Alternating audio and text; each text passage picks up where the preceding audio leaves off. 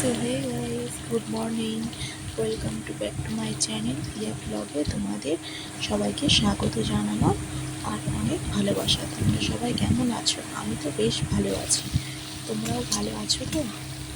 আর আমি আজ রান্না করতে চলেছি চিংড়ি মাছ আর পাবদা মাছ। চলো দেখতে থাকো তোমরা। দেখো, তেল গরম হওয়ার পর জিরা আর শুকনো লঙ্কা ফোড়ন দেওয়ার পর আলুটা ভেজে নিয়েছি। আলুটা লাল লাল ভাজা হওয়ার পর পেঁয়াজ দিয়ে নিয়েছি। পেঁয়াজটা এখন ভালো মতন করে ভেজে নেব।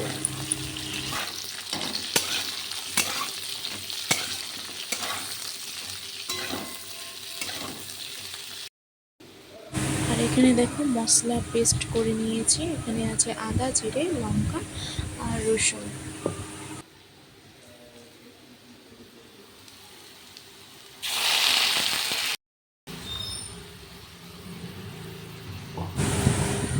এখন দেখো মশলাটা দিয়ে নিলাম। মশলা দিয়ে এখন ভালো মতন করে কষাবো।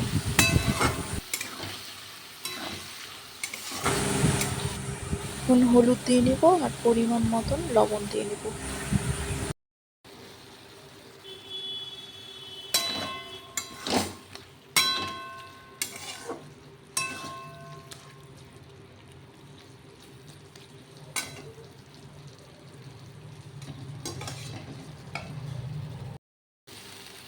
দেখো ফ্রেন্ডস, এখন মশলা কষা হয়ে গেছে। এখন জল দিয়ে দিলাম।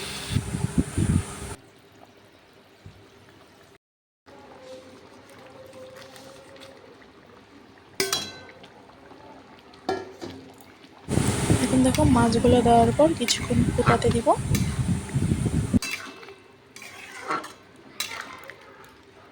আমার চিংড়ি মাছের ঝোল রেডি। নামানোর আগে গরম মশলা দিয়ে নামিয়ে নিলাম।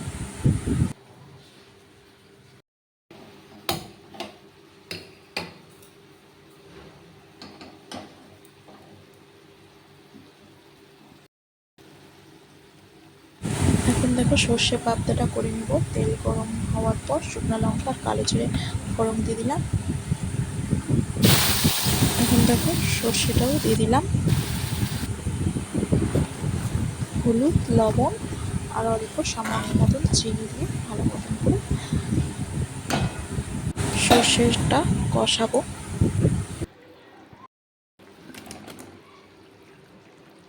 এখন দেখো মাছগুলো দিয়ে দিলাম।